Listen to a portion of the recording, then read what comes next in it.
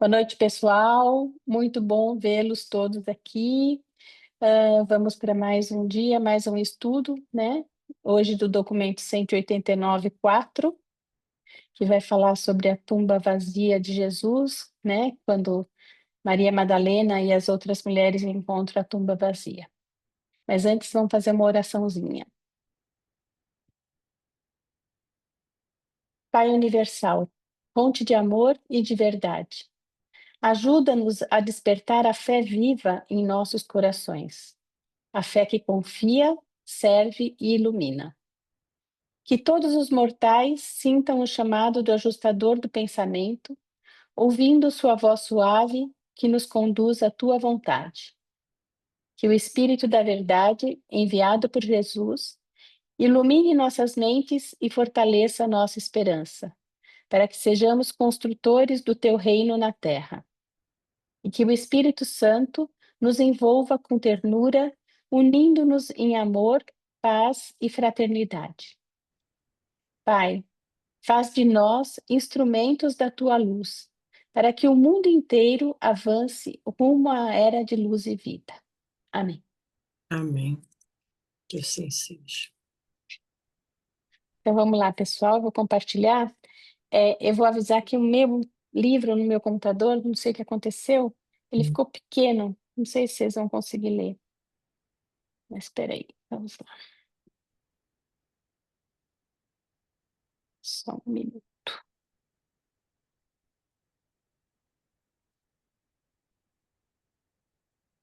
Não estou conseguindo nem.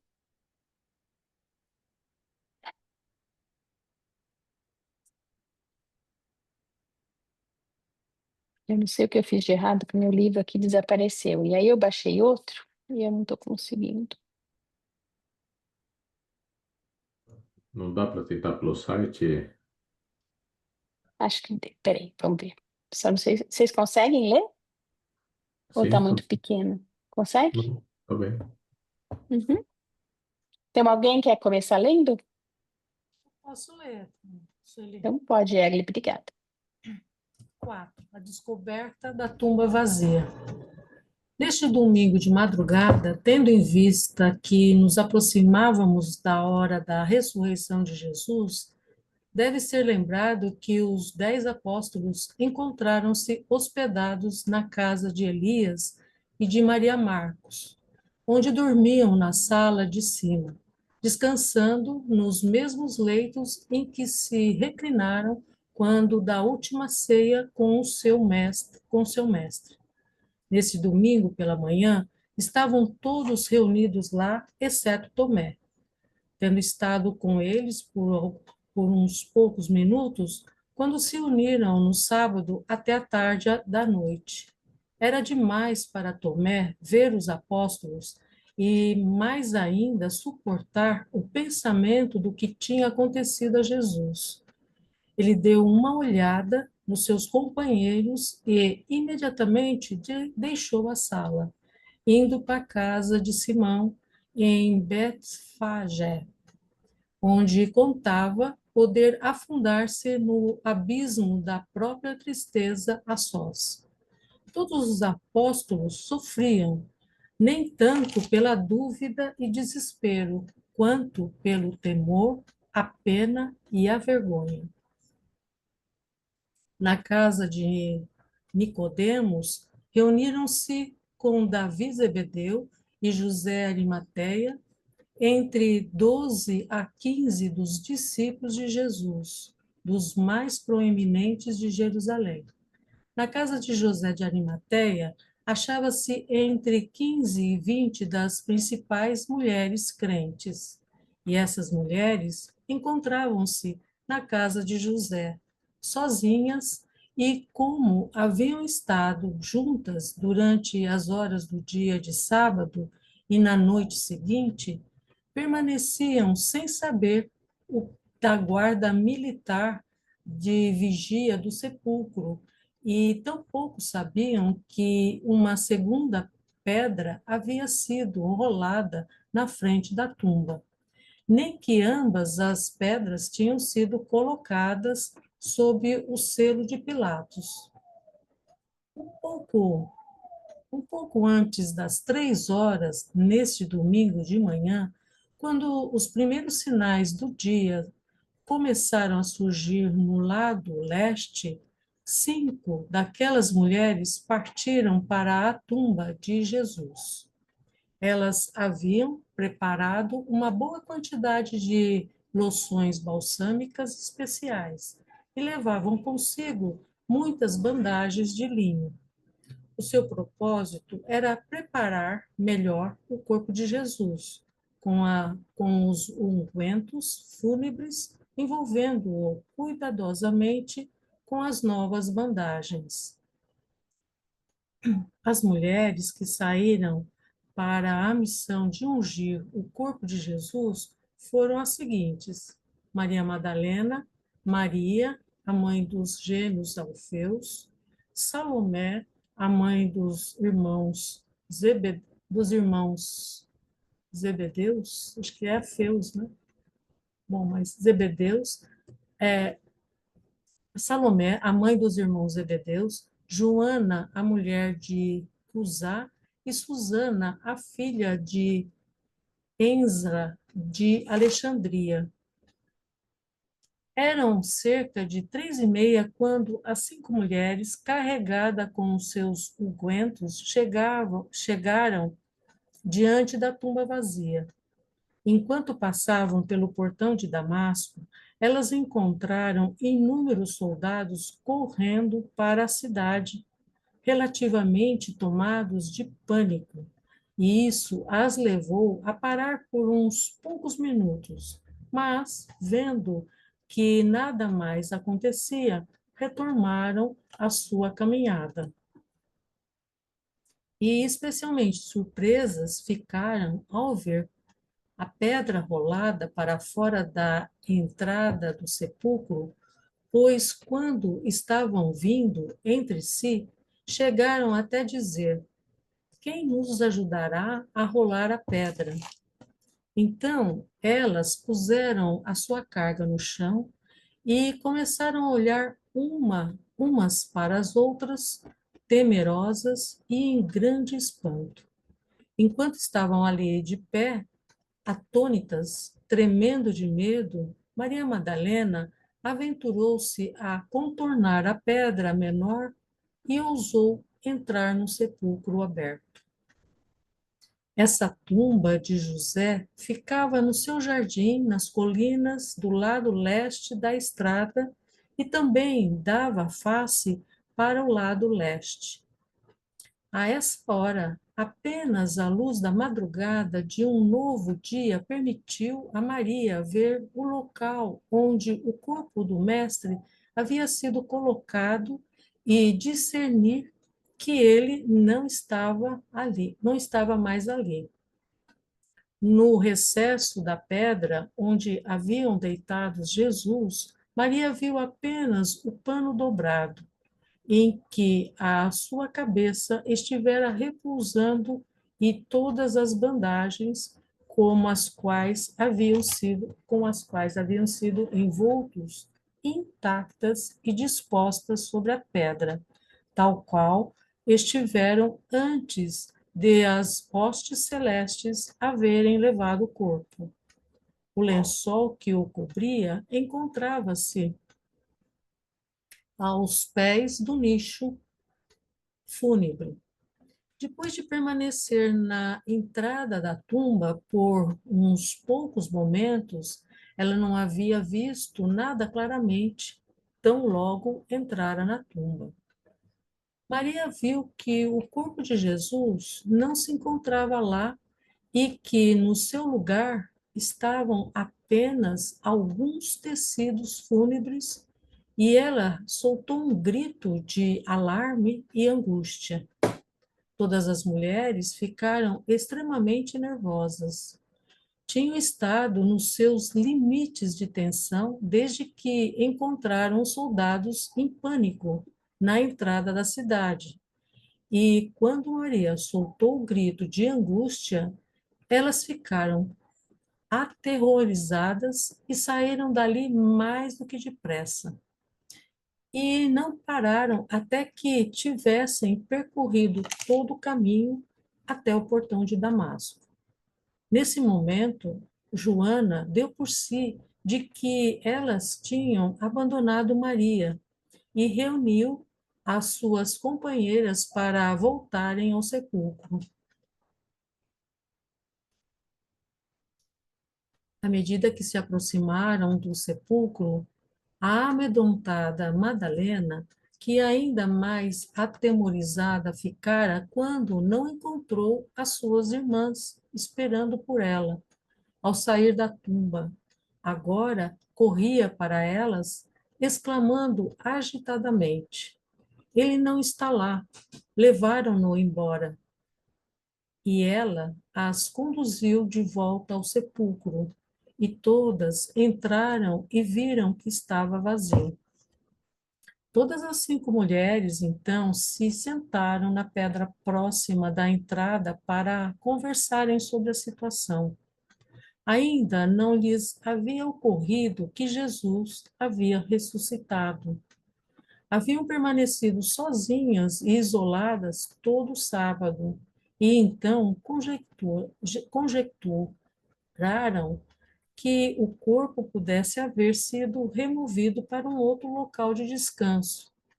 Mas, quando elas refletiram sobre tal solução para o seu dilema, não conseguiram explicação para o fato de os tecidos funerais estarem tão arrumados como poderia o corpo ter sido removido, já que as próprias bandagens nas quais estivera envolto tinham sido deixadas na mesma posição e aparentemente intactas na prateleira mortuária.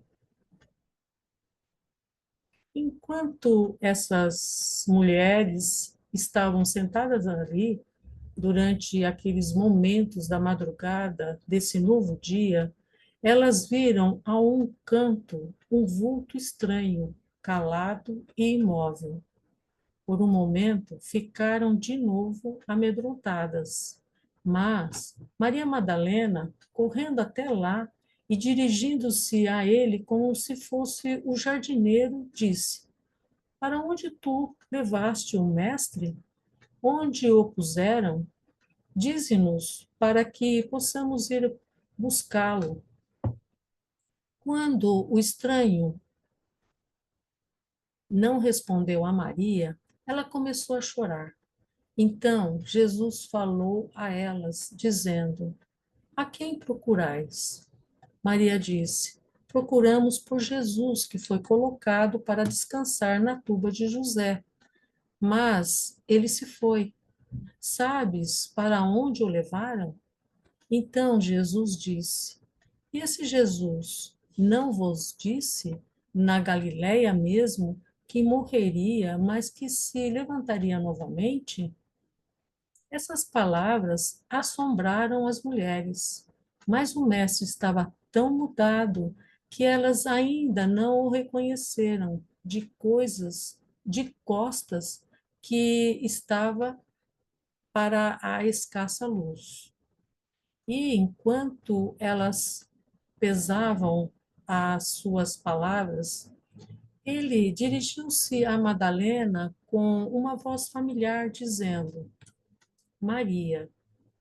E quando então ouviu essa palavra, dita com uma compaixão tão bem conhecida e em saudação afetuosa, ela soube que era a voz do Mestre e, correndo, ajoelhou-se aos seus pés e, ao mesmo tempo em que exclamava: Meu Senhor e meu Mestre, e todas as outras mulheres reconheceram que era o Mestre que estava diante delas na forma glorificada e depressa se ajoelharam diante dele. Esses olhos humanos tornaram-se capazes de ver a forma moroncial de Jesus mediante a ministração especial dos transformadores e das criaturas intermediárias em conjunção com algumas das personagens que então acompanhavam Jesus. Quando Maria tentou abraçar seus pés, Jesus disse: Não me toques, Maria, pois eu não sou mais como tu me conhecestes na carne. Nesta forma, eu permanecerei convosco por uma temporada, antes de ascender ao Pai. Mas agora, ide, todas vós, e dizei aos meus apóstolos e a Pedro que eu ressuscitei e que vós já falastes comigo. Após recuperarem-se do choque de um tal assombro, essas mulheres apressaram-se de volta à cidade, indo para a casa de Elias Marcos, onde contaram aos 10 apóstolos tudo o que lhe havia acontecido. Mas os apóstolos não ficaram inclinados a acreditar nelas. A princípio, pensaram que as mulheres haviam tido uma visão, mas quando Maria Madalena repetiu as palavras com as quais Jesus tinha dirigido-se a elas, e quando Pedro ouviu o seu nome ser pronunciado, ele correu para fora da sala de cima, seguido por João, em uma grande pressa para chegar ao sepulcro e ver essas coisas por si próprio. As mulheres repetiram a história daquela conversa com Jesus para os outros apóstolos, mas eles não acreditariam e não iriam ver por si próprios, como o haviam feito Pedro e João. Muito Obrigada. obrigada, Egli. Obrigada. Esse texto é bastante grande, mas eu acho que a gente pode ir falando sobre ele aos pouquinhos e eu posso voltar a colocar algum pedaço que alguém queira. Alguém tem alguma coisa para falar? Que chame a atenção? Caio, pode falar. Só uma curiosidade aí. Em Jerusalém tem dois lugares que são ditos ser o túmulo de Jesus, né? Um fica no centro de Jerusalém, que é o túmulo que a Antônia, que era a mãe do Constantino, né? Ela Uhum. descobriu. E tem um chamado Tumba do Jardim. Essa tumba do jardim, ela é muito em linha com o que diz o livro de Dante. Inclusive tem na frente da porta tem um sulco onde ficaria a rocha, A onde seria pedra. colada a pedra, né? Uhum. Então, se alguém tiver chance de ir para lá, é bom visitar os dois lugares e, sei lá, eu acho que mais provável seja o do jardim. Que legal. Eu gostaria muito de ir para lá, mas nesses tempos atuais acho que está meio difícil. Mas se Deus quiser, essa guerra vai se arrefecendo. Egli? Eu queria comentar assim, a coragem dessas mulheres em plena madrugada e com todo esse medo, né, de tudo que tinha acontecido, os próprios discípulos, os apóstolos todos ali presos com os medos e tudo, e elas foram lá ousadamente aí a fazer o que elas queriam fazer e assim rompendo, né?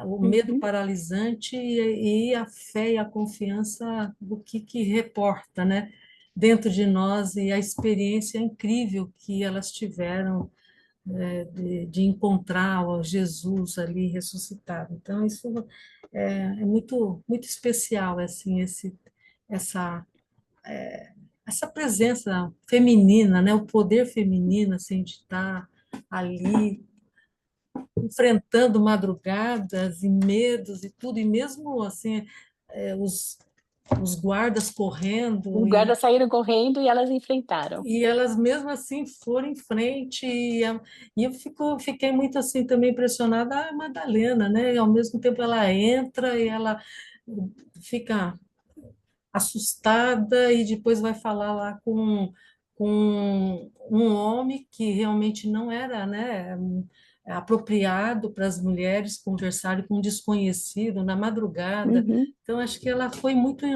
né, no impulso mesmo de romper todo o medo e enfrentar uma situação, e o que ela recebe é a presença de Deus, né? Muito Jesus. bom, Hum, muito lindo. Muito. É isso mesmo. Obrigado, Egli. Angélica, Boa noite a todos. boa noite. Assim, como eu nasci em Damasco, eu fico tão feliz quando tem as passagens que falam, né, de Damasco. E eu, assim, fico um pouquinho em dúvida. Eu sei que existe o portal, né, que eu cheguei a ver de perto, as portas de Damasco, mas, assim, eu queria saber exatamente onde Jesus nasceu. Qual o local, a cidade, assim, né? E também queria falar que os apóstolos, a gente fala só do Tomé, né? Que precisou ver para crer, precisou pôr a mão nas chagas de Jesus, mas os apóstolos também, né? Pedro e outros precisaram ir lá para constatar, não acreditaram, né? No que Maria, Madalena e as outras falaram. Então, a maioria aí também é meio ver para crer, não é? É Então, verdade. estou curiosa assim de saber um pouco mais. Fico muito feliz de saber que Jesus passou lá nas minhas origens e os apóstolos todos, né? Isso me traz uma grande alegria. Tudo bem. Jesus nasceu em Belém, né? A gente É, a gente sabe. sabe. Uhum, que você falou, que tinha perguntado. E eu também concordo com você, os apóstolos todos duvidaram daquilo que Jesus tinha pregado. Jesus o tempo todo falava que ele iria morrer, ia retornar ao Pai e que retornaria, que voltaria, né? Que ressuscitaria ao terceiro dia ou ao terceiro período, que foi o que ele fez. Mesmo as mulheres, naquele momento, quando elas viram a tumba vazia, elas não se lembraram que Jesus havia dito que ia ressuscitar, né? Tanto que ela foi lá perguntar para Jesus, que na verdade ela pensou que fosse um jardineiro: onde ele está? Onde você colocou ele? Né? Para que túmulo você levou ele? Não, Jesus tinha ressuscitado e elas esqueceram disso. Mas depois elas caem em si e percebem esse fato. Mas vamos lá ver o que o Aélio tem para nos dizer. Então, mas eu queria saber Oi, desculpa. exatamente o local que Jesus morreu, a cidade, Ah, morreu onde o em local que ele... Jerusalém. Jerusalém. Sim, Mas os portais de Damasco não são perto de Jerusalém. é, é, eu não. Você pegou esses portais de Damasco ali no texto? Porque eu não me lembro. Tem, duas vezes apareceu, ou três, duas. Você sabe aonde no texto? Ai, É que, aí é tem que que em dar uma procurada. Jerusalém, só resgatando aqui, eu não sei exatamente o ponto, mas parece que tem em Jerusalém, na saída da cidade, nos muros, tem um portal que vai para a estrada de Damasco, não que seja em Damasco, mas é a estrada É, que ia para Damasco. E tem algumas horas que eles saem de Jerusalém e que é dito que eles saem via o portal de Damasco, Esse ou via portal. a estrada para Damasco. mas Ah, eles então, estão em Jerusalém e saem Jerusalém. para em direção a. É, Tem a tá. porta de Damasco. isso, a Aham, porta de Damasco, exatamente. Isto. Obrigada. uhum. Aélio. Eu passo a vez para o Caio, eu falo depois dele. Parece que o Caio tem informações Não, importantes. eu só queria mencionar do negócio dos apóstolos, que duas coisas aconteceram ali, que a gente fica, às vezes dá um nó na cabeça logo depois da morte de Jesus, a atitude dos apóstolos, né? Uma das coisas que aconteceu, que eu acho que é uma das que teve maior peso ali, é o seguinte: os apóstolos, querendo ou não, até o último momento em que Jesus foi pego e foi crucificado, eles achavam que quando Jesus falava que ia proclamar o reino, que ia ser um reino de poder, que ele ia proclamar, que era um reino igual ao do Messias, que eles estavam esperando. Então, eles meio que, vamos dizer, eles ouviam o que Jesus falava, mas eles tinham aquele viés de confirmação. O que de verdade eles entendiam é o que eles queriam entender, não o que necessariamente Jesus falava, né? Então, eles meio que obscureceram, eu acho, essa impressão que eu tenho, obscureceram alguns entendimentos mais profundos do que Jesus falava quando falava de ir para Jerusalém e proclamar o reino, tá? Então, a hora que, obviamente, Jesus é visto que é condenado e morto, para eles é um baque, que é um desmoronar toda aquela expectativa que eles tinham. Acabou, né? E dali eles esqueceram várias coisas. Esqueceram que Jesus falou que ia ressuscitar no terceiro dia, né? E junto a isso, se junta a isso o fato de que Jesus, também na atitude dele de se pôr em frente ali no jardim de Getsemane, ele pediu para ser levado e que todos os apóstolos que estavam com ele ali fossem liberados, tá? Ele entregou a vida pelos amigos, realmente. E ele tinha dado a instrução, para os apóstolos de não se exporem, porque aquele momento era um momento complicado e Jesus tinha o receio de que se eles fossem lá de um modo mais ativo se expor ou inclusive tentar defendê-lo, que eles também iriam acabar tendo a vida deles ceifadas por isso. Então eles tinham um medo que eu acho que estava mais além do que outras pessoas, talvez do círculo, porque eles eram pessoas que eram, querendo ou não, também procuradas, né, ou pessoas de interesse naquele momento, né? Então, junta-se essas duas coisas, dá para entender um pouco melhor essa reação deles, que é meio estranha mesmo, mas é com base nessas coisas. Muito obrigada, Kai, é isso mesmo. Aélio? Então, daqui a pouco eu vou pedir para postar na tela alguns textos que eu fiz marcação.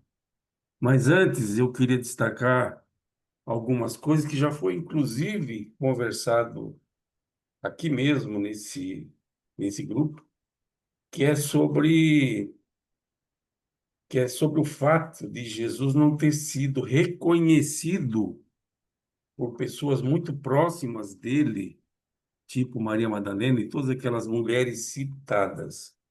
Então, eu acho difícil que o dano que ele sofreu, o castigo que ele sofreu, tanto no trajeto até o local onde ele foi crucificado, quanto no próprio evento da crucificação, o castigo que ele sofreu não foi bastante para impedir ou deturpar ou estragar o corpo dele no nível de não ser reconhecido fisicamente. Então, esse ponto no texto, para quem tem formação cristã como eu, é o ponto mais relevante deste texto. Tem que Para mim, lembrar que é pelo um menos. corpo moroncial, né? Sim, mas esse o conceito de Não é um corpo corpo moral é uma coisa físico. normal para nós hoje. Mas para o cristão, para quem frequenta as igrejas tradicionais, falar em corpo moroncial é falar grego. Para quem não entende grego, falar, enfim, mandarim para quem não entende mandarim. Então, para o nosso grupo aqui, falar em corpo moroncial parece uma coisa muito óbvia, chega a ser ridículo a gente voltar no assunto. Mas o fato é que a maior parte de nós tem uma formação cristã advinda das igrejas tradicionais. E nós não podemos passar pelo texto ao largo, segundo o meu entendimento. Tá. Então a pergunta tem a ver com o fato de que a gente aprendeu, e eu vou destacar isso de novo, a gente aprendeu que Jesus ressuscitou, mas quem efetivamente. A gente sempre imagina que o ressuscitar tem a ver com o corpo físico, aquele corpo que ele recebeu da mãe dele quando nasceu, de mulher. E aqui está muito claro que o que ressuscitou não foi o corpo físico. Então, a gente tem um conceito de ressurreição meio equivocado a partir do texto que nós acabamos de ler. Então, a pessoa de Jesus ressuscitou, mas o corpo dele, não. Mas aí, em relação ao corpo ainda, esse corpo nascido de mulher, que sofreu o dano da crucificação. Esse corpo, o texto diz, ele foi removido pelos seres celestiais. Ou seja, esse corpo teve um destino, ainda que o texto não seja muito explícito a respeito, em outros textos, que não que nós acabamos de ler, ficou claro que essas criaturas celestes, inclusive os intermediários, ajudaram na decomposição desse corpo acelerada. Ou seja, esse corpo foi destruído. Se destruído foi, ele não ressuscitou. Enfim, dado esse destaque, de que o corpo original que serviu a Jesus por quase 36 anos não ressuscitou. Isso tem que ficar muito claro. Então, esse conceito de ressurreição tem que ficar muito claro, pelo menos para nós aqui. E seguindo, agora sim, agora eu quero que ponha o texto, porque daí fica mais fácil. Eu economizo palavras mostrando o texto. Por favor, deixa eu voltar aqui para a minha planilha.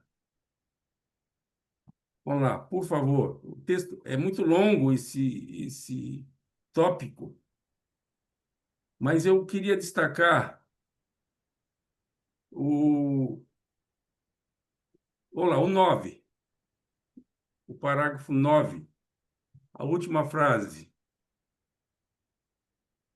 Só um minutinho que meu livro sumiu e eu fiz um atalho aqui.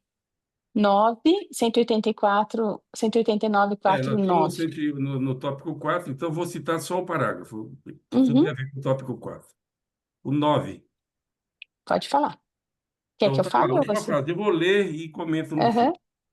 Mas quando elas refletiram sobre tal solução para o seu dilema, não conseguiram explicação para o fato de os tecidos funerais. Eu vou destacar tecidos funerais.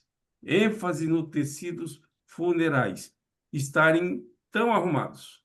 Como poderia o corpo ter sido removido, já que as próprias bandagens nas quais estivera envolto tinham sido deixadas na mesma posição e aparentemente intactas na prateleira mortuária? Como eu pedi para dar destaque em tecidos funerais, existe, existe a crença que o tecido que envolveu o corpo de Jesus e que, por força da circunstância, acabou revelando a imagem de Jesus no próprio tecido. Esse tecido é um, é um. Qual é a palavra que se usa para algo que é especial? Santo sudário. O santo Relíquia. sudário. O santo sudário. O santo sudário, a rigor, é um desses tecidos funerais. Então, mas aqui não faz uma referência especial ao tecido chamado santo sudário, no sentido de que aquelas mulheres acharam relevante, acharam importante aquele tecido e o levaram para casa e o guardaram como algo especial. Aqui, por omissão, não faz nenhuma referência ao santo sudário, assumindo que essas vestes, esses tecidos, entre eles talvez estivesse o tal do santo sudário. Então, Muito apenas um boa essa, destaque pela muito, omissão. muito Perdão? boa essa colocação sua, Aélio, porque é uma dúvida minha também. Esses tecidos, então o corpo de Jesus foi desintegrado pelos seres celestiais, né? E os tecidos ficaram lá na forma que estavam quando Jesus estava envolto neles. Aí o que acontece depois a gente vai ver lá na frente, então já vou dar um spoiler. Os soldados romanos para que não houvesse nenhuma coisa que pudesse deixar alguma dúvida de que Jesus tivesse sido roubado dali, eles destroem, eles jogam no fosso, eles somem com os tecidos. Então, realmente, o que é o Santo Sudário?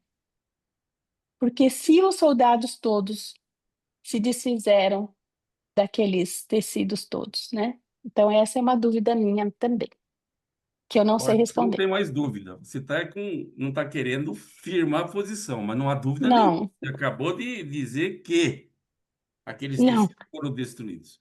De fato, sim, você tem razão, teu spoiler faz sentido. Mas como não está no texto, eu não gosto de trazer informação que não está no texto, porque eu acho, eu acho que tudo tem a sua hora. Mas voltando, você tem razão. Você não tem dúvida nenhuma, Sueli. Você acabou de dizer o que eu não, não disse. O eu que eu tenho, não não disse. tenho certeza de nada, na verdade. Não, Pode pelo amor de Deus, continuar. o livro está claro e você colocou claramente. A menos que os reveladores queiram nos enganar. Não, Ou, eles não fazem efetivamente, isso. perdão? Eles não fazem isso. Eu também acho, mas enfim, o Santo Sudário é uma farsa, mas tudo bem, aí é uma conclusão fácil de chegar. Mas se vocês Por força ouvissem as palestras sobre o Santo Sudário, eu não sei, não teriam muita dúvida de que de que ele é falso ou existe, de que é verdadeiro? de que é verdadeiro. Pois eu vou mandar para você um monte de informação e você vai ficar com mais dúvidas. São certezas que, que naquele tempo aquele tipo de tecido nem não existia. Mas enfim, a trama não é a mesma, mas é outra história. Não está no texto e eu estou Tá aproveitando o certo. texto para colocar em dúvida maior, porque se era uma relíquia, por que as mulheres não o guardaram? Por que as mulheres não o preservaram?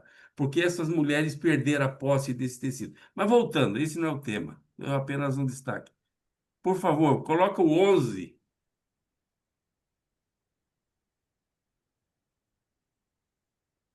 11.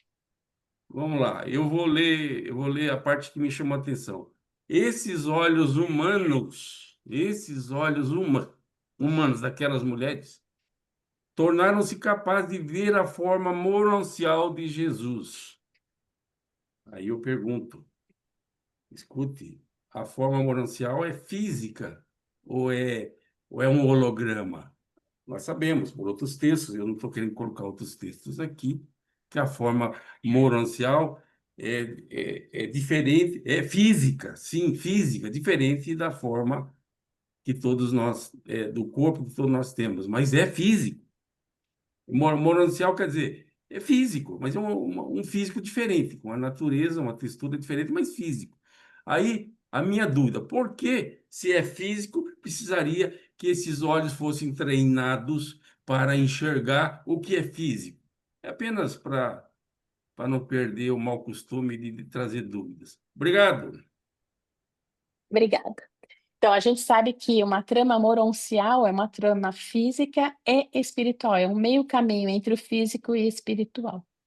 E por isso que Jesus estava nessa trama moroncial, e elas começaram a perceber que era Jesus quando Jesus fala com ela do mesmo jeito que ele falou sempre. Então, elas reconhecem a personalidade, né, de Jesus, e não a forma.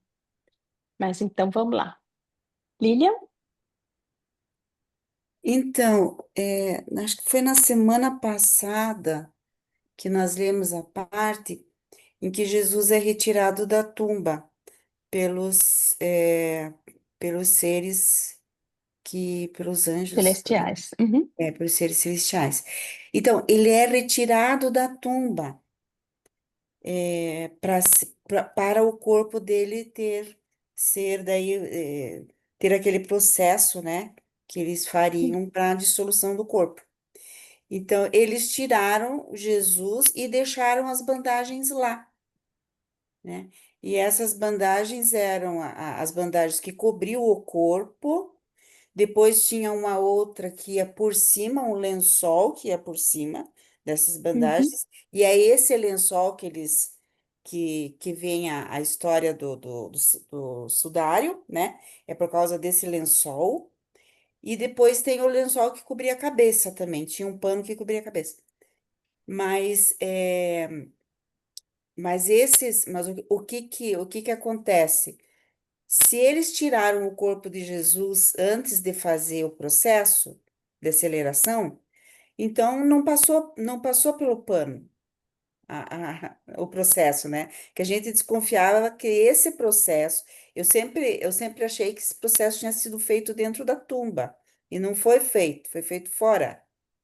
Esse processo, os anjos tiraram Jesus da tumba, tanto que tiveram que rolar a pedra, né? Então, essa história do Santo Sudário daí não bate, porque a gente pensa, a não ser que tenha ficado a energia de Jesus ali no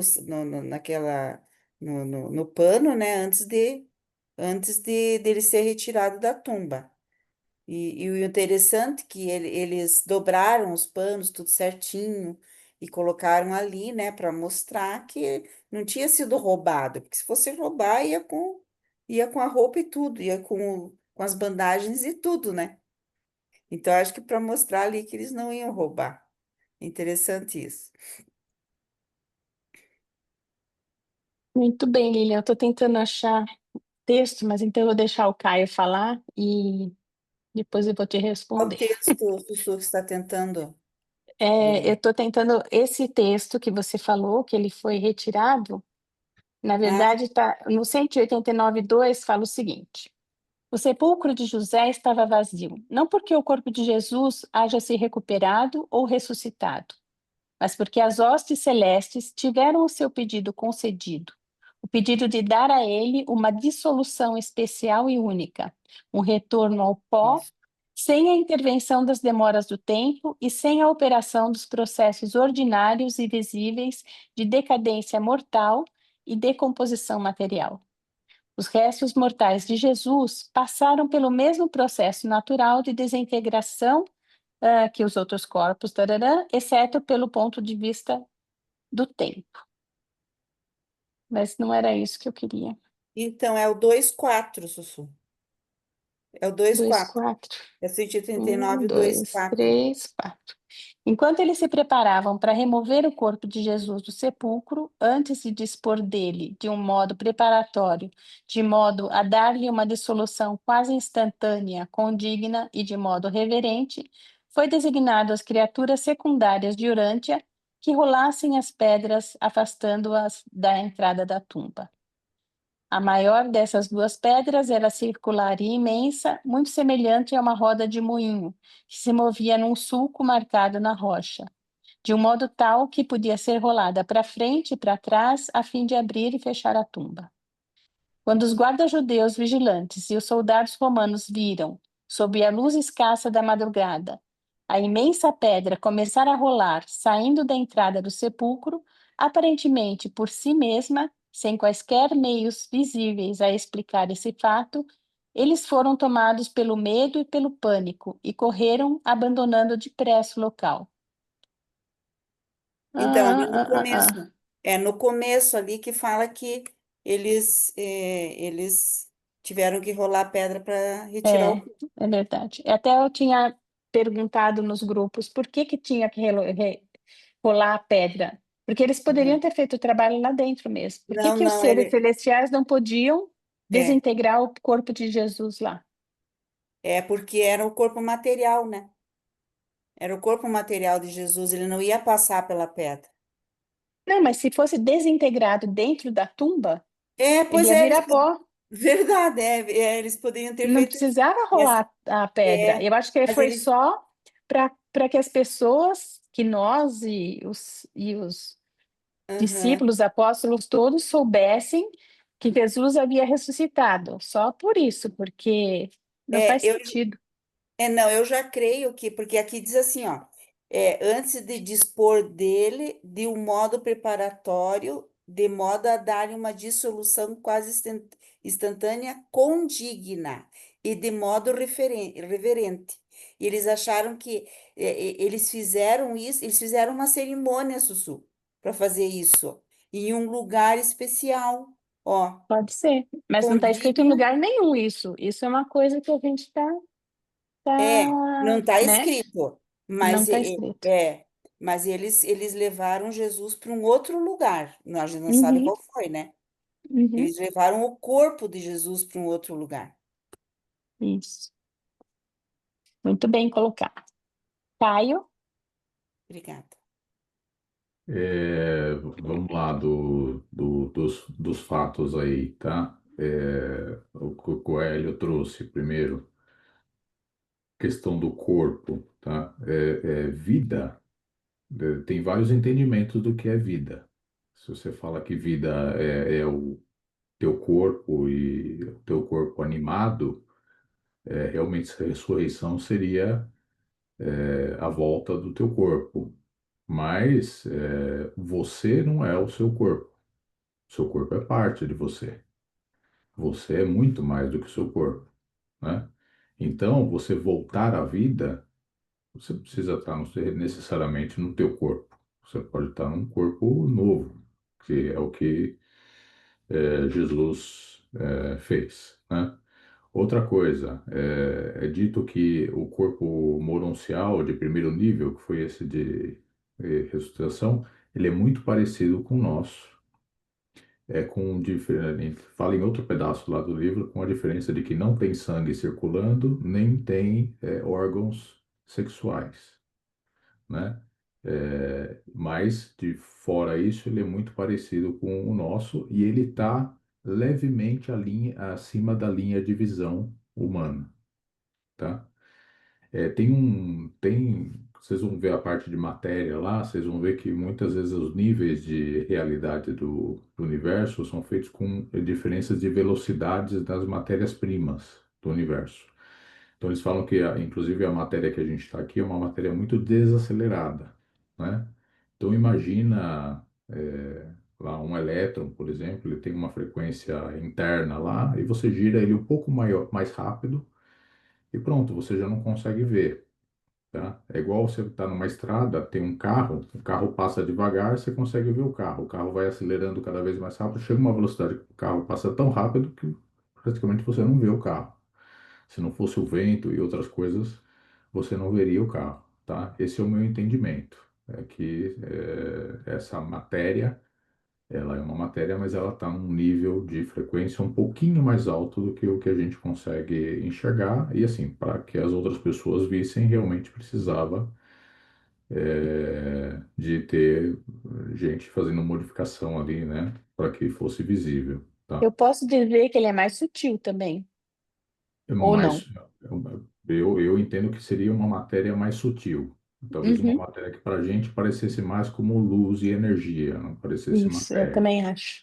Mas para eles é quase igual matéria, tá? Porque é igual os anjos, por exemplo, fala que esse corpo é muito parecido com os dos anjos. Estão ligeiramente acima, igual dos intermediários, estão ligeiramente acima. Não sei se está mais para anjo, mais para intermediário, mas é alguma coisa ali, né? Outra coisa, realmente é dito que o corpo foi retirado da tumba. E eu acho que o ser retirado da tumba tem várias razões para isso. Primeiro que se você tomar ao pé da letra o que é dito lá, que foi um processo natural, mas muito acelerado, querendo ou não, fica resquício. Fica pó, alguma coisa fica osso, fica pó, fica alguma coisa.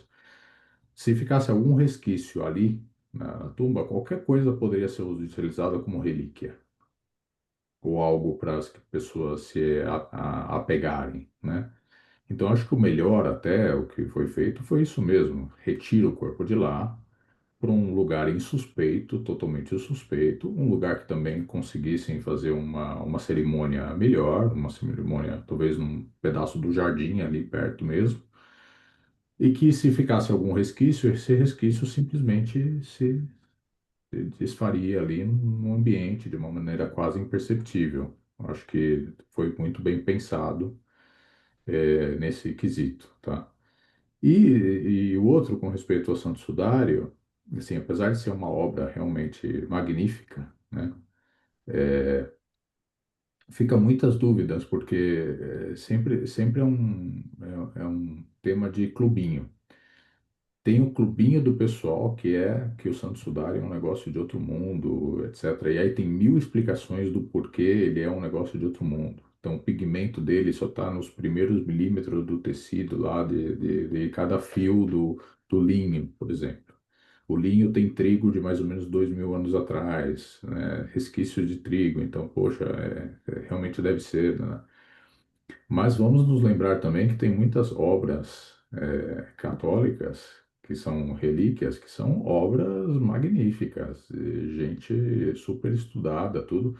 E também tem do pessoal que fala contra, dizendo que tem umas distorções óticas ali que não condizem com o corpo correto na posição. Eles tentaram replicar, mas não replicaram muito bem.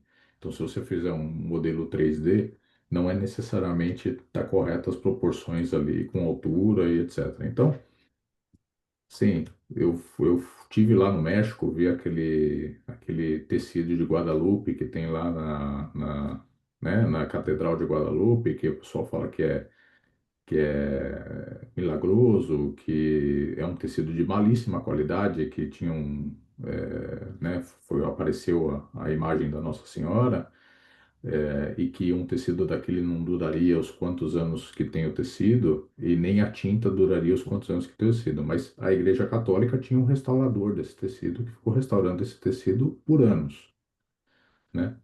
Ninguém diz isso. Porque esse é um cara que fazia o serviço lá para a Igreja Católica para ficar restaurando a pintura da imagem da santa, né?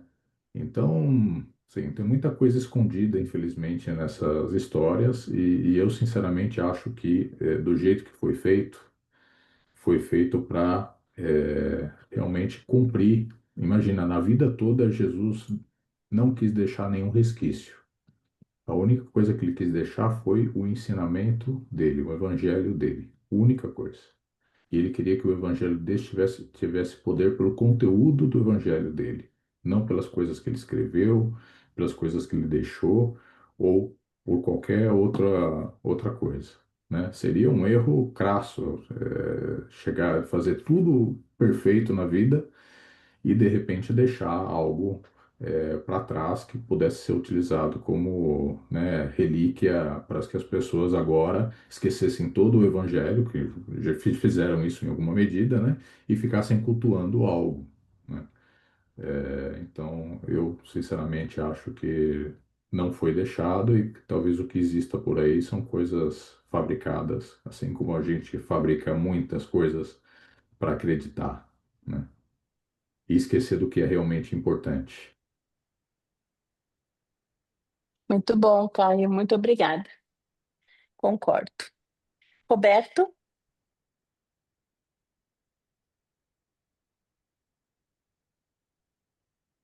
Boa noite, pessoal. Boa noite, Sueli. Olha, Boa noite. eu quero reforçar esse entendimento do Aéreo, depois do Caio, de que o corpo moroncial ele é físico também. Então, se vocês estudarem o documento 42, quando ele fala dos sistemas universais de energia, eles usam, os reveladores usam a palavra físico para 7 sistemas de energia, não apenas essa energia da Terra que eu chamo gravita material. E a energia da alma eu chamo de gravita moroncial, mas é uma realidade física. E a triata do universo central é física, a transnota do paraíso é física, até a monota dos ajustadores é uma energia física. E quando os reveladores falam do universo central, eles dizem textualmente o seguinte: as realidades do mundo espirituais são físicas, são reais. Agora, eu entendo que as devotas de Jesus, elas não reconheceram ele, está aí no parágrafo 11 desse tópico 4 do documento 189, quando diz assim, ó, esses olhos humanos tornaram-se capazes de ver a forma moroncial de Jesus mediante a ministração especial dos transformadores e das criaturas intermediárias, em conjunção com algumas personalidades moronciais que então acompanhavam Jesus. Aí eu concluo que a forma moroncial de Jesus, além de ser uma matéria diferente, ainda tinha transformação dos supervisores do poder moroncial. Tudo isso eu acho que é suficiente para explicar que as mulheres não reconhecessem o corpo de Jesus. Muito bom, Roberto. Muito obrigada. Aélio? Eu não gosto de trazer muita informação de outros documentos, nem os que nós já vimos, nem os que faltam ver. Muito embora esse grupo está quase no fim. 189 em 196 está quase no fim. Mas, enfim, foi mencionado aqui e eu não queria deixar passar sem fazer um comentário. Nós vimos que Caligástia teve 100 assessores, 50 homens e 50 mulheres. E esses 50 homens e 50 mulheres receberam um corpo físico. Corpo físico. É verdade que usaram plasma humano na composição desse corpo, mas eles não sofreram o processo de nascer criança, se desenvolver, nem chegarem adulto. Esse processo foi feito e eles já assumiram a forma adulta. Ainda que o livro seja omisso com relação ao tempo que levou para fazer isso, o fato é que eles receberam um corpo físico que prestava, que tinha utilidade física. Mas o destaque tem a ver com esse corpo físico poder procriar. Nós sabemos que Nod procriou e outros também procriaram. Ou seja, era um corpo com aparelho reprodutivo completo, digestivo, completo, completo, completo. Aí nós chegamos em Adão e Eva. Eu estou pulando, mas apenas para destacar esse aspecto. É um ponto.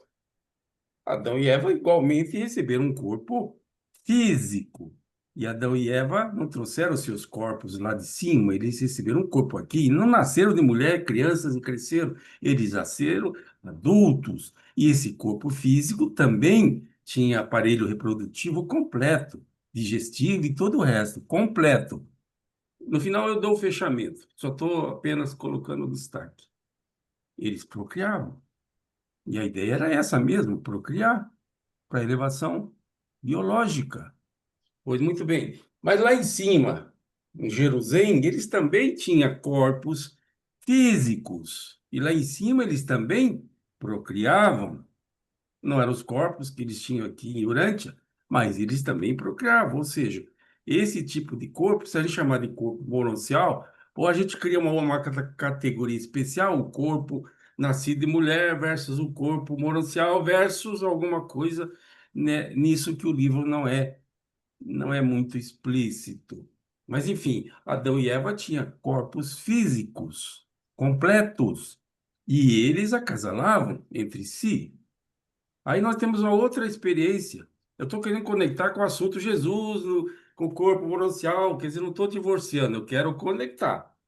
Que outro experimento, que outra experiência o livro de Urântia relata relacionado a corpo físico?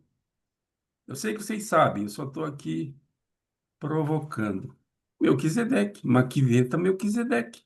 Viveu 92 anos entre nós.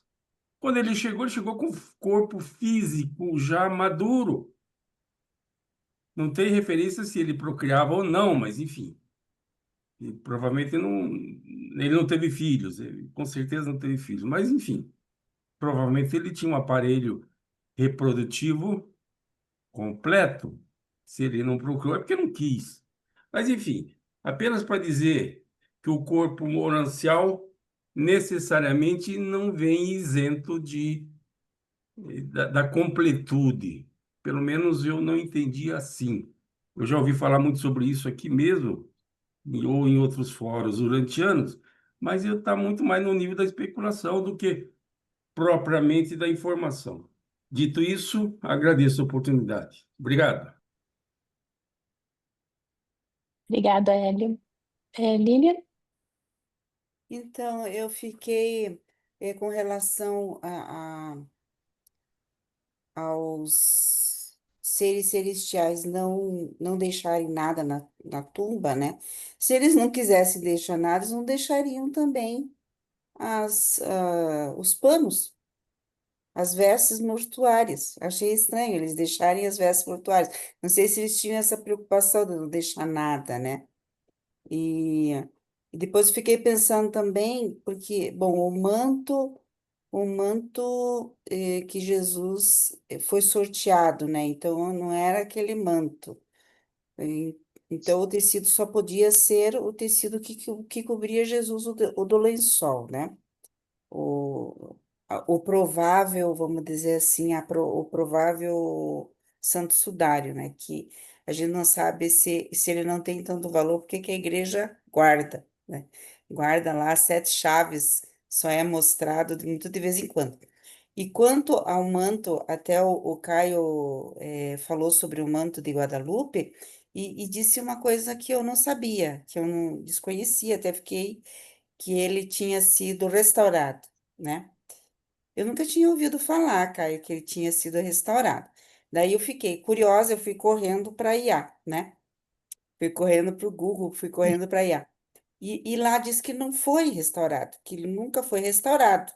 Então, eu não sei de onde que se tem essa informação. Todas essas relíquias têm duas histórias. Tem a É, história oficial da igreja e é, tem a história escondida. Eu consigo te compartilhar um vídeo do cara que conheceu o restaurador do Manto de aham. Guadalupe e É, o cara então. faleceu. Eles tiveram até que mudar o restaurador, mas é um cara que todo ano ia lá e retocava. E retocava. É porque aqui tanto na IA quanto no Google não tem nada Eu também nunca tinha ouvido falar. Mas daí você manda então, e envia, porque eu nunca tinha ouvido falar dessa história da restauração, né? Porque esse manto realmente é uma coisa assim.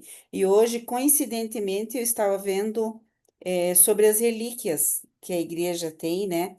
E a Santa Helena, ela é santa, né? Hoje em dia é pela igreja, mas Santa Helena, que é mãe de Constantino, ela foi até Jerusalém para recuperar essas questões aí.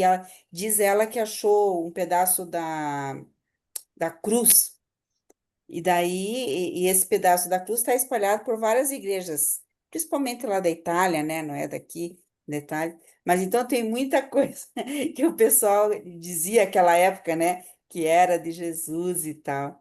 Mas para nós o que importa, e mesmo a igreja, ela não dá tanta ênfase nisso porque é o povo, né, que vai atrás dessa coisa, assim, que realmente é sobre a figura de Jesus, né, seguir Jesus e tal, aquela história. E hoje em dia, cada vez mais, graças a Deus, pelo menos a Igreja Católica, né, tá assim mais para o amor, e sempre fala do amor que a gente tem que ter, né?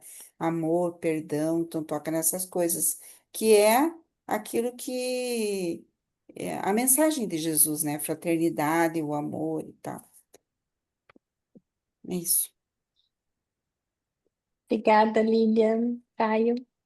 Uma curiosidade com respeito às relíquias aí, se você começar a somar as relíquias da Igreja Católica, tem muito mais pedaço da cruz, dá para fazer várias cruzes, né, do que uma, tem muito mais coroas de espinhos de Jesus do que, né, uma, tem muito mais de tudo, de prego, né, pedaços de osso de Pedro, é, tem muito mais. A própria Igreja Católica sabe que a maioria delas não são nada reais, tá? E só para vocês terem uma ideia, aqui na Aparecida mesmo, tem aquela torre principal da Aparecida, lá em cima, tá? Tem um pedacinho da cruz de Cristo lá, que foi trazida do Vaticano para ser deixado lá, tá? Naquela torre tem. Ele não é uma relíquia que é dita, mas ela é colocada lá e fica lá na pontinha da torre. Só com respeito à questão dos corpos, de novo, tá? A gente só se lembrar uma coisa aqui: Adão e Eva são filhos materiais, inclusive o nome deles é filhos materiais, porque eles são criados materiais do mesmo jeito que a gente, só que lá em Jerusalém, tá? Então eles não são de ordem moroncial, eles são de ordem material, mas eles têm uma diferença. Eles, apesar de serem seres materiais, como eles são seres materiais mais evoluídos, mesmo aqui na Terra, eles conseguiam se comunicar com muitos seres de ordens mais elevadas. Ordens intermediárias, por exemplo, eles conseguiam ver, e conseguiam ver algumas outras ordens. Eles conseguiam ver Caligástia, eles conseguiam ver seres de níveis maiores. Então, parece que a parte biológica deles era possível, né? Era muito mais avançada do que a nossa. Se lembrem que, incluso, a Danson, né? A Danson via depois os intermediários secundários, né? Que nasciam invisíveis para rata, né?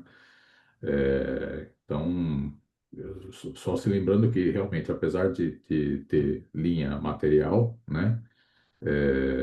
Morôncia é um nível um pouquinho acima da matéria, e matéria, e Adão e Eva eram materiais de verdade, né? Como a gente, tá? A única coisa que parece que o corpo moroncial tem mais parecido com o material é que é dito aqui no documento 47 que o corpo moroncial ele usa de uma ordem de alimentos e água.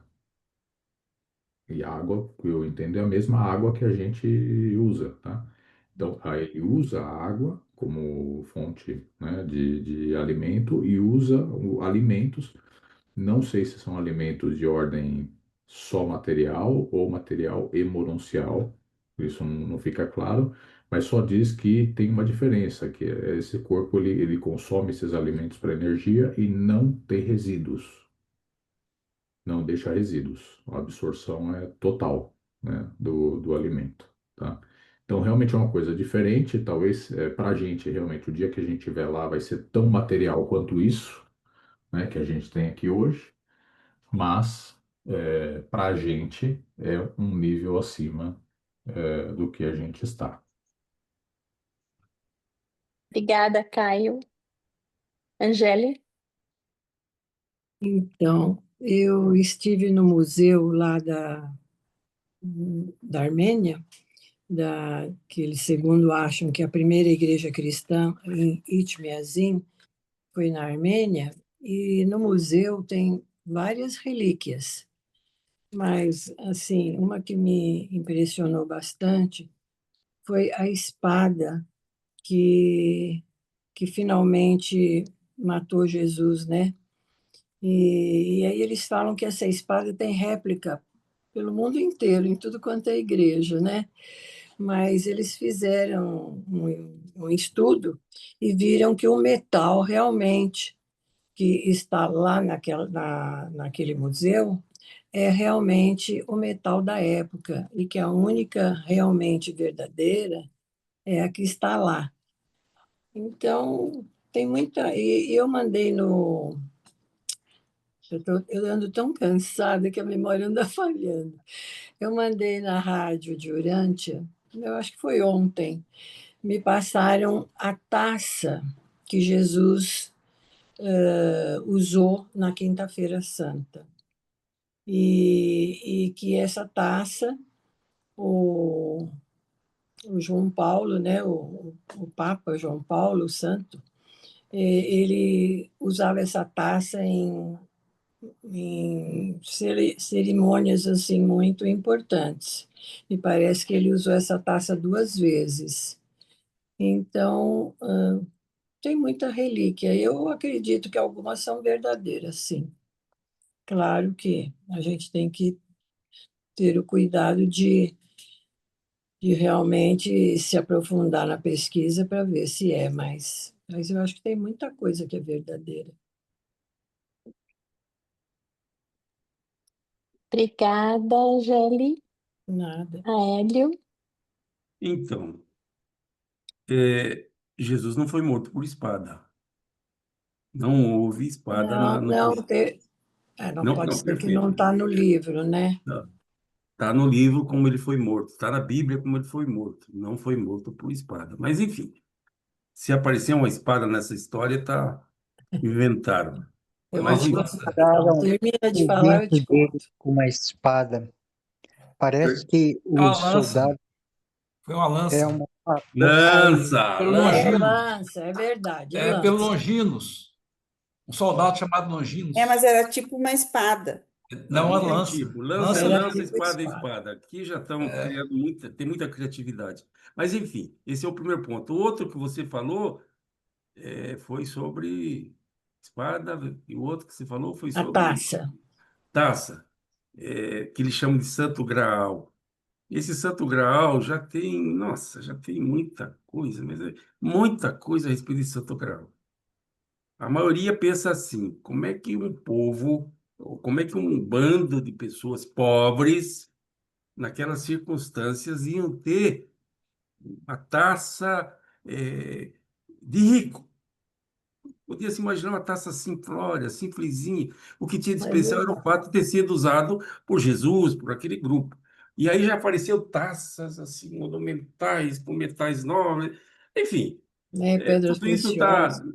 tá no nível da especulação, tanto para validar quanto para invalidar. Mas eu me inscrevi por outro motivo.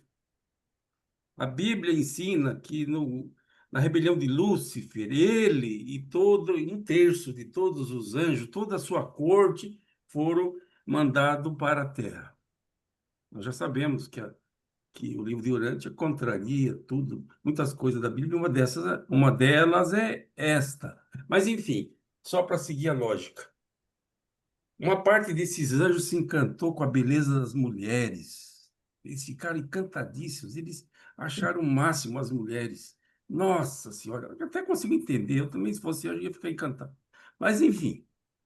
E gostaram tanto que acasalaram com elas. E esse acasalar com elas gerou os nefilins. Muito bem. Por que eu estou chamando a atenção? Ora, se eles acasalaram e tiveram descendência, prole, é óbvio que tinha o aparelho reprodutor completo.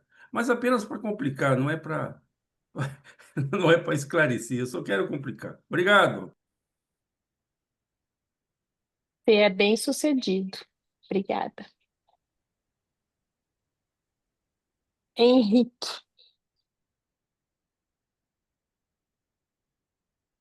Desculpa eu ter chegado atrasado aqui.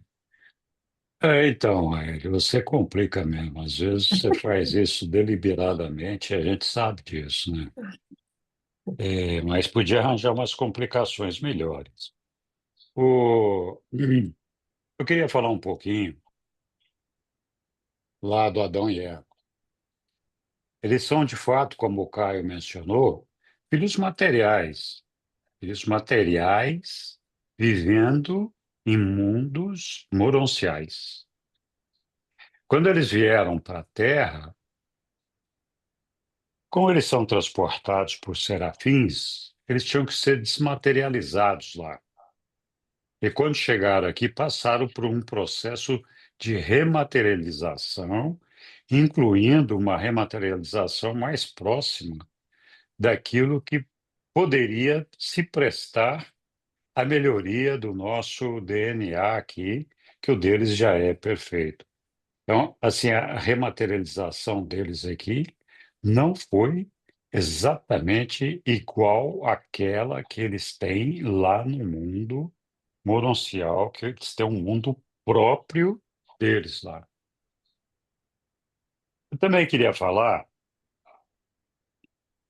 desses assistentes, desses assessores do Caligacha que vieram para cá, que foram materializados e receberam o plasma material humano aqui. A reprodução deles não era material. A reprodução deles era justamente esses seres que são os habitantes permanentes aqui do nosso planeta, e são os seres intermediários, a primeira ordem de seres intermediários aqui Durante. Nenhum desses assessores deixou um único filho material aqui. Nenhum deles. Então, a reprodução deles era uma reprodução especial. Em contrapartida de Adão e Eva, sim, era material.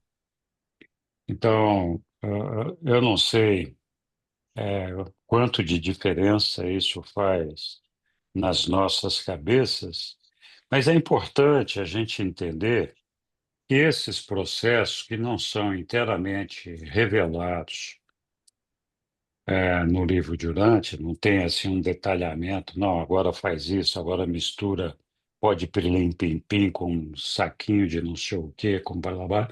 Então não tem esse processo descrito lá.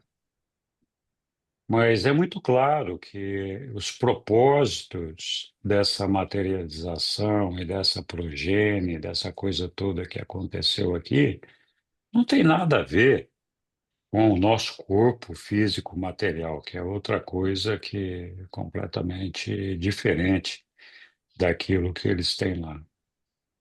Então, eu acho curioso, tenho uma curiosidade muito grande sobre todas essas questões, mas elas de fato não são relevantes.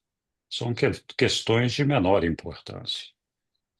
O que importa é o propósito e o legado dessas coisas que nos foram trazidas.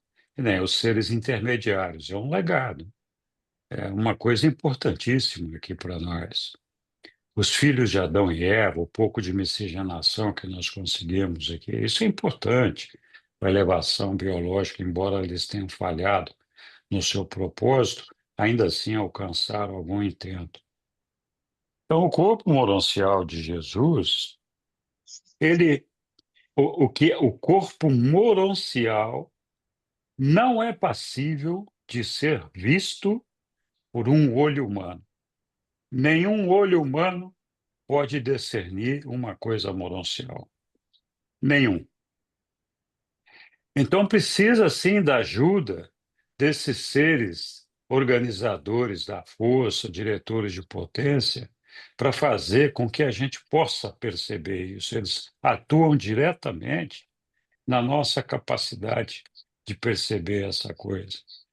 Então, o corpo de Jesus só podia ser percebido de uma forma semimaterial ou muito fluida, porque tinha essa ajuda desses seres, porque de outra forma ele não seria percebido de forma nenhuma. Nem ouvido, nem a voz de Jesus poderia ser ouvido. O nosso ouvido não é capaz de ouvir uma fala moroncial. Então, sim, a explicação dos diretores de potência, a explicação dos organizadores da força faz sentido. Só com a ajuda deles nós poderíamos perceber essas coisas. De fato, é uma incógnita por que esses tecidos foram deixados na tumba de Jesus. Então, podia ter levado os tecidos junto com o corpo, né? Fico imaginando. É lógico, seres celestiais têm as suas habilidades, os seus poderes, as suas coisas, mas transportar o corpo de Jesus pelado, coitado, né? Foi, foi para algum lugar lá que eu não sei aonde e deixaram ele sem as roupinhas que estava lá no túmulo, né? Então, esse, de fato, é uma coisa misteriosa. Por que ficou esse espaminho lá? Não faz sentido isso daí. Mas a gente pode ficar aqui especulando a próxima semana e essa daqui inteira e nós não vamos chegar em conclusão nenhuma disso aí. Porque, de fato, apesar da curiosidade que isso possa despertar, não tem significado nenhum. Zero significado, né? Na minha opinião. Posso estar enganado. Mas, assim, não acrescenta nada espiritualmente para nós, a não ser a especulação de se virou um manto, não virou um manto. Eu, pessoalmente, fui ver lá na Itália esse manto quando ele foi exposto lá. que uma vez por ano eles expõem. Eu fiz uma viagem só para ver esse manto, quando eu era católico fervoroso, né? E, de fato, é uma coisa impressionante o manto. Mas não faz milagre, não tem nada a ver, não mudou a vida de ninguém, só serve de turismo e visitas lá para a igreja, né?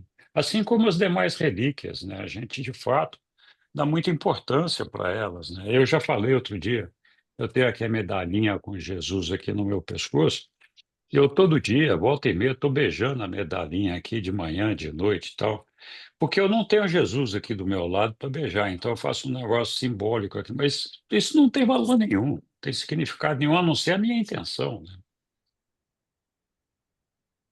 Então, é, eu estava aqui ouvindo todas essas conversas e falando, olha, é impressionante como a curiosidade humana se desenvolve em torno desses temas, né?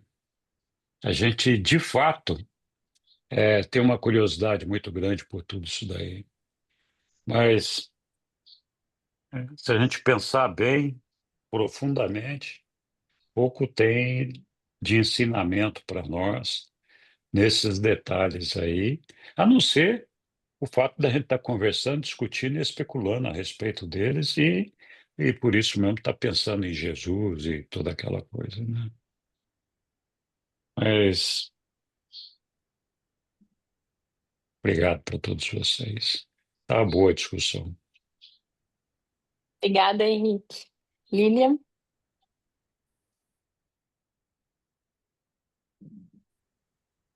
Você está mudinha.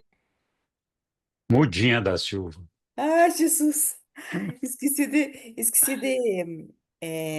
de comentar aquela hora que eu ia comentar sobre Damasco, que a Angélica comentou, achei legal ela colocar, é o portão de Damasco, realmente a Eliane falou, né? Eu não sabia que existia um portão na cidade de Jerusalém, porque ela era toda murada, né? Um dos portões se chama ainda, né, de Damasco, porque ele pega a estrada, é o começo da estrada para Damasco, porque Damasco mesmo fica a 200 e poucos quilômetros de Jerusalém, né? Estava vendo ali no Google. Então, quem não conhece, né, é a cor, ao vivo e a cores, é um portão, daí tem até um videozinho explicando lá, vou mandar para você, Angélica. É legal, Obrigada. É um legal de portal você. bem grande, É um um portão, portal bem grande, é bem grande incrível a mesmo. entrada. E foi ali que as São Paulo mulheres se Apóstolo, né? depararam com os guardas, né, correndo para dentro da cidade e elas saindo para ver o que aconteceu ali. E parece que era pertinho ali do portal, né? Parece que era perto desse portal de Damasco, o A túmulo, tumba. né? Uhum. Uma dica para ver onde que ficava. Obrigada. Isso. E Obrigada, Lília. São Paulo Apóstolo também, né? Se iluminou na entrada de Isso, na Damasco. estrada de Damasco. É. Uhum. Isso mesmo. Bauman, boa noite. Você está mudo. Boa noite. Agora eu abri o microfone. Boa noite. Boa Boa noite. noite. Vamos, fazer uma ponderação em relação à nossa preocupação com os elementos externos dessa passagem de Jesus, né? Então, a gente fica muito ligado à parte fenomênica, né? Como é que foi o corpo desenvolvido, como foi o trabalho dos intermediários, dos outros seres nesse processo, a questão da religião natural que estimulou o misticismo, né? Com esses amuletos, essas coisas, pedaço da cruz de Cristo. Era criança e eu ouvia isso na igreja lá da minha cidade, aqueles pedacinhos da cruz de Cristo. Então, toda essa exploração que a religião institucional fez, né?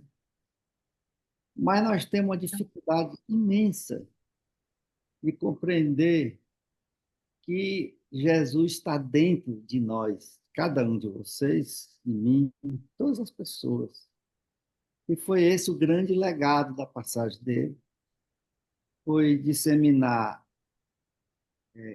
universalizar a presença do ajustador e deixar dentro de nós uma energia auxiliar ao processo de sobrevivência humana. E, meu irmão, Jesus não precisa se beijar a sua cruz, não, está no seu pescoço, porque ele não está do seu lado. Ele está mais perto do que se estivesse do seu lado. Ele está dentro de você. Essa é o grande discernimento e conquista do homem na religião de Jesus. É por isso que eu não respeito religião nenhuma. Eu não tenho o menor respeito por religião nenhuma. É porque sempre encaminha o homem para uma linha enganadora, que tira o homem dessa realidade interior, que é a consequência da religião de Jesus. A gente perde um tempo, uma energia enorme, se divertindo com essa parte externa. A questão da religião cristã é porque ela é pessoal e interior. Você não precisa de absolutamente nada, nenhuma muleta para você se aproximar de Jesus ou da fração do Pai que nos criou, que está dentro da gente. Ou a gente entende isso, que é o que o livro diz de fia pavio, ou a gente vai passar o tempo todo iludido nessas coisas que não tem, como falou o Henrique, que não tem efeito nenhum sobre a qualidade da sua nova alma e o crescimento dela. Que é o que, afinal de contas, Jesus dentro de você vai lhe ajudar a desenvolver essa nova alma, que é uma conquista fruto do ensino do ajustador e da confirmação dele. As duas energias principais, entre outras, né, que auxilia o homem a ser um ser sobrevivente. Né? Então, a gente essa dificuldade é muito da influência das religiões institucionais, porque a gente se liga a tudo menos a esse fato, que é um fato poderosíssimo, né? Que é a presença dessas duas principais energias dentro do homem. Fora disso, é muita conversa e pouca realidade, né? Desculpe, é porque realmente eu compreendo, eu não estou falando disso porque, né, fazendo uma crítica generalizada, não, é fruto das minhas próprias dificuldades. Passei muito tempo, e a grande contribuição que o livro de Urântia trouxe para a minha vida foi exatamente essa compreensão das duas energias que estão dentro de nós. Nosso Criador está dentro. Tá lá na passagem do filho pródigo, ele correu para nos abraçar. Né? É uma parte, um elemento figurativo, né? Ele embarcou, está lá no livro Durante, ele embarcou com a gente nesse processo de evolução espiritual. Ele não pegou uma carona assim, disse, tá tudo bem, vamos ver aí como é que eu morri, ou como é que é isso, ou como é que é aquilo, nada disso. A questão nossa é compreender definitivamente e se dedicar a isso, que a energia de Jesus está dentro do homem, operando. É tanto que quando os apóstolos estavam com medo da morte dele, preocupados, ele perguntou, vocês não acham mesmo que é melhor eu ir embora? Porque eu vou poder ajudar vocês mais de perto, em outras palavras? Mas é porque ele estava dizendo que ia para dentro do indivíduo. Então, essa questão a gente tem que levar isso muito a sério, muito real, para poder a gente chegar a essas conclusões. Agora, uma coisa é certa: se você bate interessadamente, se são decisões interiores da sua vida, independente do que você faz, você vai ver. Ele vai abrir a porta. Não vai ficar fechada, não. Ele vai ficar abrir. Agora, numa missão dessa, numa responsabilidade dessa que nós temos hoje, especialmente no cenário mais recente, com o advento do livro de Urântia. Eu não estou endeusando o livro, não. Eu estou fazendo justiça e agradecendo ao conteúdo que ele trouxe. Mas enquanto a gente tem o livro na mão, a gente está com um texto, um negócio tão primitivo, a gente está envolvido com o Papa. Eu estava vendo o Papa na televisão com aquela roupa espalhafatosa, iludindo milhões de pessoas, como se aqui a grandeza da religião de Jesus estivesse na beleza da roupa ou no esplendor do palácio, e a gente perdendo tempo conversando abobrinha. É isso. Eu acho que a responsabilidade nossa com a questão do livro de Urântia é muito grande. Foi uma luz muito importante que pintou no planeta. Eu acho que essa coisa tem que ser muito valorizada. É isso. Boa noite para vocês. Obrigado, Bauman.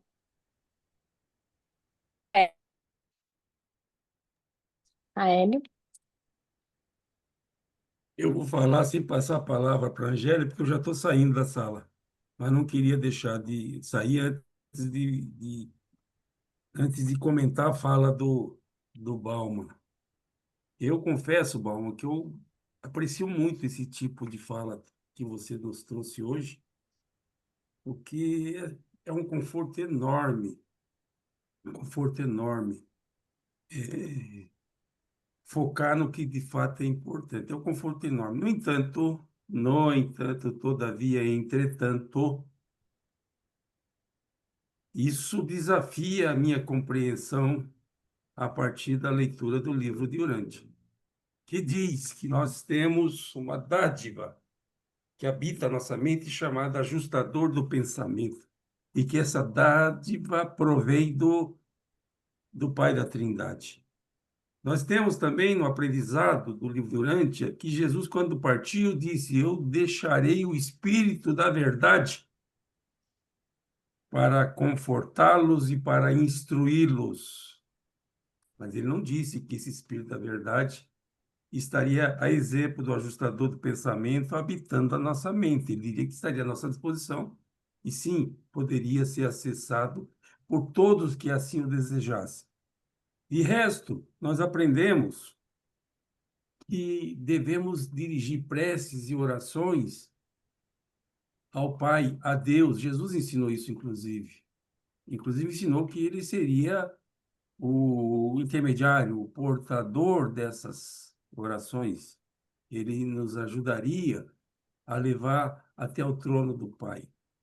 Por essa lógica, e aqui o objetivo é esse, por essa lógica, nós não podemos... Tem uns que acreditam que se o Pai está na tua mente, para que você precisa fazer orações externas, dirigido a um Deus externo que está lá na Ilha do Paraíso? Tudo isso é um desafio intelectual, que você pode ter razão, sem importância nenhuma, mas o fato é que nós estamos estudando, aqui é uma sala de estudo. Se alguém fala algo que contraria o que nós aprendemos até agora, é importante que a gente questione, explica melhor. Please. Grato.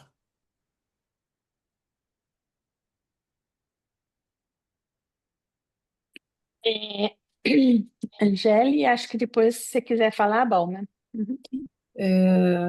Bauman, eu admiro muito, muito as suas colocações e concordo com elas. Só que, assim, esse livro não está na mão de toda a humanidade, da grande maioria, infelizmente. Se não houvessem essas religiões institucionalizadas, que muitas vezes tiram pessoas de vícios seríssimos. O marido da minha funcionária, por exemplo, era alcoólatra e, indo para a igreja evangélica, deixou de beber, senão já estariam separados. Então, eu acredito muito naquela frase: quando o discípulo está pronto, o mestre aparece. Por que que nós estamos aqui? Porque vários estão buscando o livro de Urântia. É porque já tem uma certa bagagem, uma certa caminhada. Então, sempre aparece alguém, cada um tem a sua história, a gente sabe, já ouviu várias histórias, cada um tem a sua história de como chegou o livro de Urântia nas suas mãos. Mas se não houvesse essas igrejas todas, a humanidade estaria muito mais perdida, não é? Então, no momento que as pessoas evoluírem espiritualmente, aparece alguém que as convida ou que as presenteia com o livro de Urântia, mas, infelizmente, não estão todos preparados ainda, não é? Nem todos são buscadores. Então, às vezes, essas igrejas que eles acabam frequentando ajudam muito na harmonia da família, na união do casal, na educação dos filhos, não é? Então, eu acho que há necessidade, sim, de ter essas igrejas. Não vou falar infelizmente, eu vou falar felizmente, porque eu já vi até milagres dentro dessas igrejas. Por quê? Porque se a pessoa tem fé e acredita em Deus, ela acaba até conseguindo um milagre dentro desse tipo de igreja, não é? Então é isso, mas eu gosto muito das suas colocações e sou sua fã, e então, mas acho que infelizmente, felizmente, essas igrejas ainda são necessárias. Só isso. Obrigada, Angele. Bauman? É preciso esclarecer, no meu ponto de vista, que tudo que a Angélica falou está perfeito. Nós estamos falando de religiões que são institucionais e que elas se aperfeiçoam ao longo dos séculos. Elas vão se aperfeiçoando, elas vão. A Igreja Católica já matou muita gente, né? Saía mundo afora matando quem não fosse católico, né? As cruzadas foram exemplo disso, os templários foram exemplo disso e tal. Então a gente sabe que a Igreja Católica foi decidida num ambiente político para interesses políticos. Mas a humanidade precisa dela. Então ela vai crescendo, só que a humanidade precisa ter essa muleta, né? Enquanto ele não tem a oportunidade e quer encontrar uma rota que seja baseado na religião de Jesus. Verdadeira. Nem sempre aquele conteúdo que a igreja, nem sempre não, sempre o conteúdo moral e a conquista que a igreja institucionais tem, ela não tem efeito de sobrevivência humana. Ela aperfeiçoa, melhora a pessoa, né? Se ele seguir aqueles ditames da igreja e tal, mas ela não é um instrumento de sobrevivência. Quando a gente está falando num grupo como esse, nós temos que entender, isso é o meu ponto de vista, que nós somos pioneiros de um processo novo que foi estabelecido no planeta Urântia a partir de 1955. Então, há um projeto novo a ser, e nós somos pioneiros disso. Agora, isso significa dizer que acrescenta também uma responsabilidade enorme sobre a nossa relação com a religião de Jesus. né? Nós estamos num projeto audacioso demais, ambicioso demais, no bom sentido, cosmicamente falando. Nós temos duas energias puras dentro de você, está Jesus dentro de você, está o Pai dentro de você, né? E a gente enganchado com o que já deveria ter sido passado pelo conteúdo que você já teve acesso. Ou nós vamos fazer como Paulo fez, que destruiu a religião de Jesus, prejudicou a disseminação da religião de Jesus, e nós vamos fazer a mesma coisa com o livro de Urântia. Daqui a pouco o livro vai virar um livro, um movimento institucionalizado, do jeito que são as religiões atuais. Quer dizer, eu acredito que só não vai virar isso, porque, afinal de contas, o livro está lá escrito. A Bíblia já foi feita séculos depois.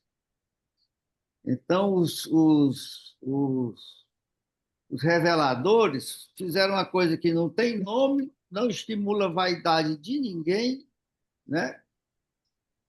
Tem aí uma multidão de livros que fala a respeito de Jesus e das religiões, né? No mar acadêmico aí das ideias, e que isso não tem valor nenhum de sobrevivência, por mais bonito que seja as frases, né? E por mais encantador que seja a oração, encantadora que seja a oração. Não é nada fora do homem. Estão as energias todas dentro de nós. E elas estão ouvindo, e se a gente tem interesse real da nossa individual sobrevivência, é bater na porta interior para que aí você possa ter acesso a essas energias, porque elas estão ansiosas para que você cresça espiritualmente, se torna pura como essas energias são. Então, toda essa conversa, e ainda mais, ainda tem a questão da afirmação intelectual. Por isso que ninguém gosta, ninguém tem muito interesse na religião de Jesus, porque ela não tem nada. Essa é a grande dificuldade. Você não precisa de muleta nenhuma, você não precisa de igreja, não precisa de oração. A oração é uma relação individual sua com o seu Pai dentro de você. Jesus, quando ensinou o Pai Nosso, ensinou para a família dele, que a família dele estava enchendo o saco dele para ensinar para ele uma oração verbalizada, pelo atraso dela, família dele.